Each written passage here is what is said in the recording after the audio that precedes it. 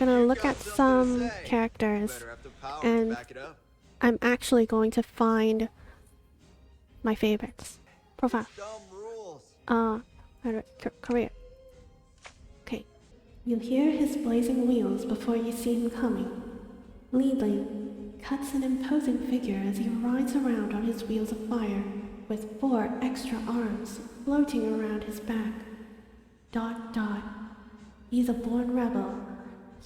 He has never followed the rules and has been a constant headache for his mentors and superiors alike. They've tried everything to reform him, but nothing has worked. He only respects and responds to strength. It's been said that when Li was 10 years old, he was able to cleave the Tianmen Mountains in half, allowing a road to be built directly to Tangtong. From that point on, his name resounded throughout all of Grandis. It will take someone really exceptional to guide this young man. And thank you, Tilderella, for ruining my entire exposition with the quack. I appreciate it. Only Raven was able to keep them in check at the Esper Academy. Because of all of Leland's transgressions, she developed a Raven's 40 rules just for him. Despite his constant rule-breaking attempts to test her patience under her tutelage, he slowly grew to understand what it meant to be a hero. At the academy, he met people who shared his interests. He frequently trained and sparred with Lewis. Tang Xuan served as their referee as they put their strength to the test. Although he was too stubborn to admit it, having friends and a mentor in his life meant a lot to Li. The youngest child in the family, he was thoroughly spoiled. He grew up overly sheltered and protected, which led to him developing a self-centered view of life. Liling was not selfish, however. It was just hard for him to make friends. He never thought about other people's opinions, and he never compromised. He always found himself in trouble because of his impulsive decisions.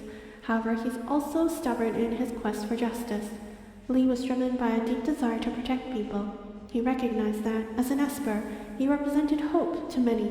To be a hero, he knew that he must put the interests and safety of others before his own. Even after becoming an ops chief of the Esper Union, Li Ling did not change his reckless ways. Never mind, there is no character development. He simply was unwilling to be bound by rules or limitations. Although he was still a loose cannon, that doesn't stop him from being a hero. With justice and hope in his heart, he wants to use his divine powers to protect those in need. What happened at the Tianmen Mountains all those years ago meant very little to him now.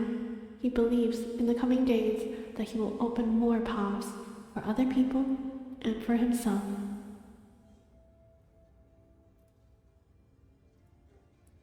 Nice. Not bad.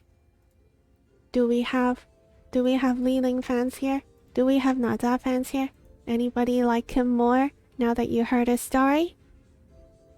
We don't have this part, but you know, I still think we can get a good idea from the first 3, okay?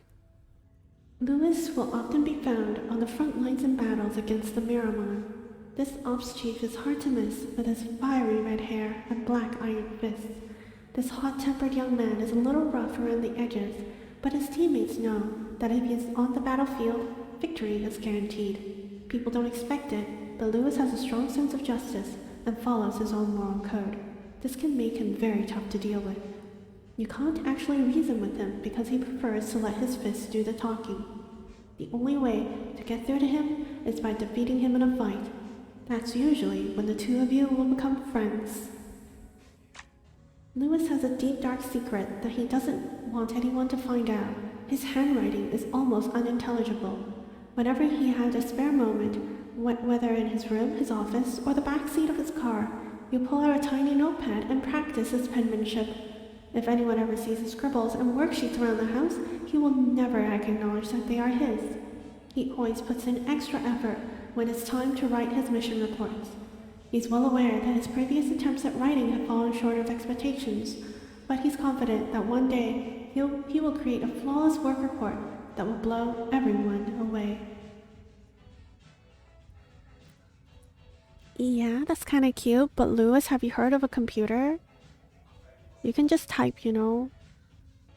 When he was young, his family was his safe haven, but tragedy struck, and the poor boy ended up on the streets with his sister. Because of what he's been through, Lewis never turned away any street kid who came to him seeking to join the Fire Fist. He thought he could protect everyone with his newly acquired Esper powers, so when he failed, it was a major psychological blow. Then, when his sister Bonnie left him, he was devastated. Fortunately for Lewis, guys came along and helped him in his time of need. He gave Lewis direction and a purpose.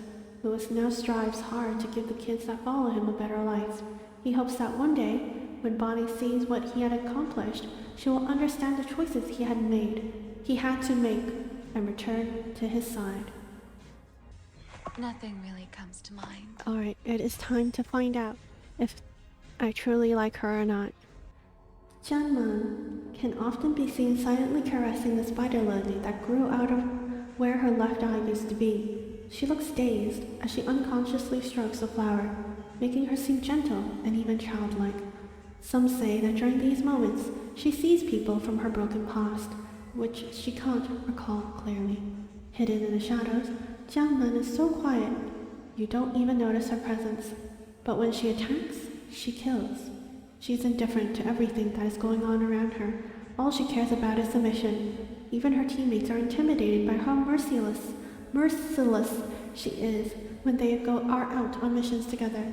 Callous and seething with unspoken hatred, she has become the Shadow Decree's favorite assassin. She is the silent knife that pierces the heart of the Union. After awakening from an endless darkness, Meng could only remember being surrounded by the icy waters of the ocean. When she was young, she was engulfed in suffocating desperation. She felt powerless and tried to take her own life to free herself from her misery. At that moment, a doctor from a faraway land suddenly appeared and stopped her from killing herself. His name was Meng. With the doctor's unrelenting help and attention, she grew more upbeat and optimistic. She would even occasionally laugh at fans' clumsy jokes. Meng had unknowingly fallen in love with the sweet, gentle doctor, and love's redeeming light had given her life new purpose. Then, tragedy struck. The bubble burst, and her brief moment of happiness with Meng came to an abrupt end. He perished as a result of one of the Esper Union's covert experiments. Unable to deal with his death, Meng quickly relapsed into depression and embraced the ocean's depths once more. Her Esper transformation took place under the cold waves of the sea, as she emerged from the waters with the divine powers of Mengpo, purged of her past memories. She had completely forgotten about the sweet doctor and the heartache that he represented. All that remained was a burning desire for retribution. Meng harbored a deep-seated hatred for the Esper Union that no one could comprehend. After she became an agent of the Shadow Decree, she spent every moment mercilessly hunting down Union agents and spreading panic through their ranks. Yeah, I like her. Yeah, I like her. Yeah. Yeah. Unsurprising. And nobody is surprised. I want to learn about this child. I know what's going on. What do you mean you know what's going on in my head? I don't know how to read your name, child. Ye Chu Yi has no concept of what's right or what's wrong. All he knows is evil. Whether it's destroying an enemy or betraying a friend, he'll go to any lengths to achieve his objectives. He's unconcerned about what others think of him.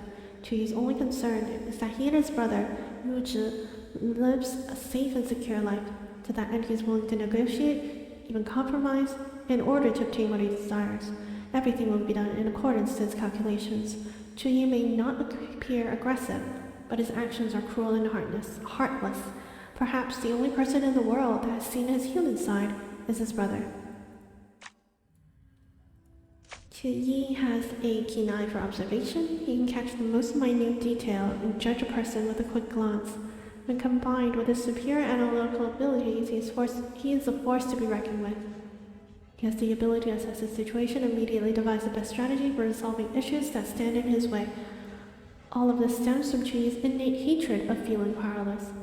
He needs to always be in control, which is why he meticulously plans and strategizes ways for him to achieve his objectives. His future plans are extensive and far-reaching. Of course, none of his schemes or plots need to be revealed to his innocent younger brother. Chu Yi would rather Yuji remain the naive boy he is. I see. Chu Yi only cares about one person in the world, and that's his brother. Everyone else is irrelevant. This has led him to indulge and spoil Yuji. These feelings have gotten ever stronger since their childhood days when their parents were uncaring of their behavior. Yuji loved playing pranks, and even when he crosses the line, Chu Yi will be there to encourage and protect them. Even after finding out that his younger brother was not right psychologically, he does not regret his past choices of shielding him from the world. Chu Yi is the only one who truly understands him. He has suffered much in the process of protecting his brother, but that's the price one must pay for brotherhood. He has suffered greatly as a result of his efforts to protect his brother. Wait, I already read that. Wait, what? What? What? Protecting his brother? So what?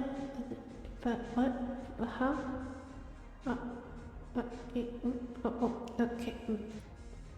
I was like, wait, I read that. I was like, no, wait, they did write it twice, okay.